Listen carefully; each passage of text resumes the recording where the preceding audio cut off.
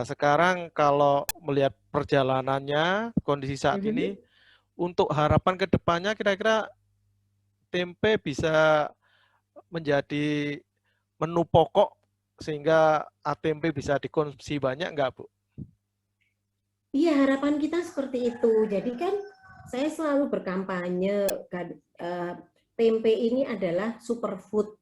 Ya, Kandungan tempe itu sangat luar biasa. Jadi tempe itu setelah proses fermentasi dia itu merubah kandungan zat gizinya ya. kedelai ini dirubah dari senyawa yang kompleks menjadi senyawa sederhana yang mudah dicerna.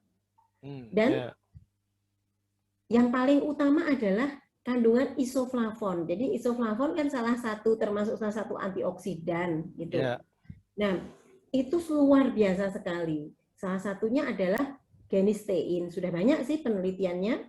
Genistein itu salah satu isoflavon yang oleh para ahli, itu para peneliti, itu diklaim dia adalah zat anti kanker. Anti Gitu. kanker. Baik pencegahan maupun pengobatan kanker. Gitu. Jadi Jadi sudah kalau di mereferensi Eropa banyak, kan, Bu, ya?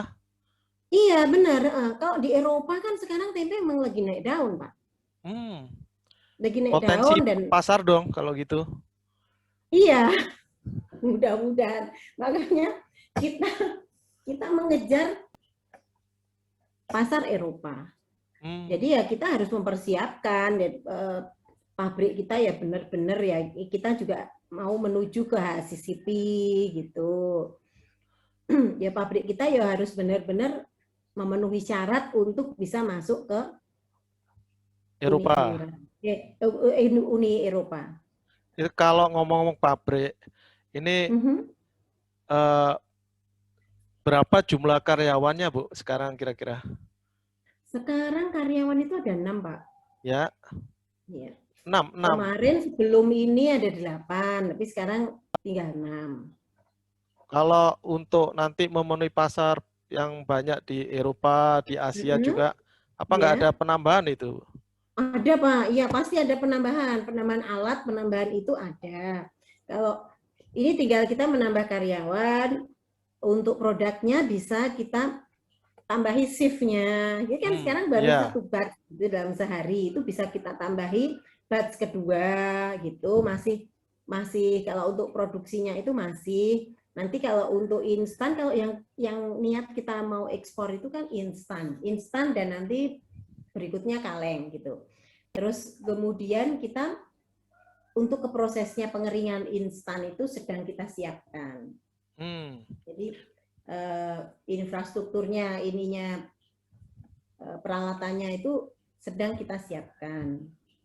Kalau tenaga insya Allah karena ini bukan tenaga yang terdidik gitu ya, tenaga hanya kelas buruh, insya Allah gampang banget nyari tenaga yang untuk kelas. Karena banyak orang yang butuh pekerjaan. Iya. Sekarang kan kalau usaha itu selalu melihat pesaing. Apakah ada Betul. pesaing dalam negeri atau luar negeri yang kira-kira berada di posisi yang sama? Kalau yang menggunakan kedelai lokal, Ya. itu saya belum melihat. Wow. Ya, justru banyak teman-teman pengrajin tempe kedelai lokal itu banyak yang bergantung kedelai ke kita. Gitu. Karena kan kita mempunyai jaringan petani gitu. Kita membina petani yang kalau dulu itu kami itu hanya di Grobogan, sekarang kami bergeser. Jadi kami bergeser di Kulon Progo, Bantul, Klaten. Nah, itu aja sudah kalau untuk tempe sendiri udah tumpah-tumpah gitu. Dan next malah kita itu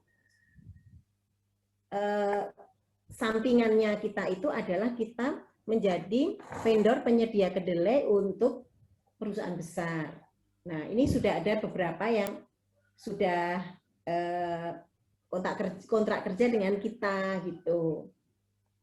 Kalau seperti itu, apakah pernah berpikir biasanya kalau produk tempe atau produk hilir, kemudian nanti hulu sampai hilir itu dicari. Artinya membuat pertanian sendiri dan sawah sendiri untuk usaha tempe sampai di sana nggak, Bu? Kalau pertanian sendiri dan sawah sendiri enggak, Pak. Tapi kalau bermitra ya. Oh, bermitra. Ya, kita bermitra dengan Gapoktan itu. Dan alhamdulillah kita kan disupport dengan sama apa namanya Direktorat Tanaman Pangan, Kementan gitu. Jadi mitra-mitra kita itu mendapat bantuan benih dari Direktorat AKB gitu.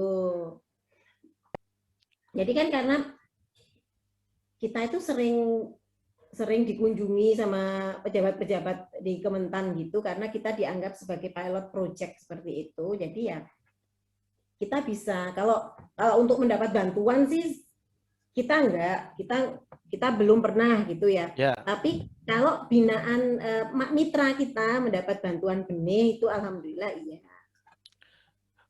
Itu untuk kedelai lokal. Nah, sekarang apa sih kelebihan kedelai lokal dibanding kedelai non lokal atau impor? Mungkin bisa ada dijelaskan perbedaannya, Bu. Ya perbedaannya kedelai lokal ditanam di Indonesia. Ya, nilai gizinya atau iya benar-benar. Jadi yang lainnya, kedelai lokal yang jelas, kedelai impor yang sekarang seharga 10 ribuan, yang kemarin digembor-gemborkan, yang dulu harganya 7 ribuan naik jadi 10 ribuan, yang bikin heboh tahu tempe langka itu jadi protes-protes. Itu semuanya produk rekayasa genetika. Yang dari Amerika itu semuanya produk GMO, Pak. Rekayasa genetika. Oh, rekayasa ya. Sementara kedelai lokalnya petani itu adalah varietas yang turun-temurun ada di Indonesia. Itu jelas alami, non GMO, tanpa rekayasa genetika. Ya justru itulah yang alami sebenarnya. Jadi kalau bagi saya yang alami itu pasti lebih bagus, lebih baik. Gitu. Ya, alami itu kan satu hal. Kalau kandungan gizi ada perbedaan? Kandungan gizi proteinnya kita lebih tinggi, Pak. Lebih tinggi? Iya. Dari hasil lab yang saya labkan di UGM itu, proteinnya lebih tinggi. Dan jelas kalau kedelai lokal itu kita bikin kedelai lokal itu jelas kedelai yang fresh. Karena apa? Ya. Kedelai lokal itu umur di atas 6 bulan sudah kutuan, Pak. Sudah 6 bulan ya? Semua. Iya, 6 bulan itu sebenarnya setahun bisa ya, tapi perlu penanganan khusus gitu. Tapi kalau kita berpikir kedelai yang kita impor dari Amerika, bayangkan dari panennya, post harvestnya itu membutuhkan waktu berapa bulan, pengeringan dan sebagainya, dan dalam jutaan ton kan. Terus pengapalannya, pengurusan dokumen, ini pengurusan kapal, terus belum urusan dokumen-dokumen di pelabuhan Indonesia. Ruwet ya? Distribusi. Nah, itu kan rumit banget. Ya. Kalau pernah saya hitung itu, minimal tuh 1,5 tahun baru kita konsumsi. 1,5 tahun? Itu sudah nggak fresh lagi. Sudah berubah ya? Mereka nggak berubah sih, Pak. Tapi kan ya, Pak, karena menggunakan perlakuan kan, biar treatment. disemproti dulu, ini dan sebagainya itu.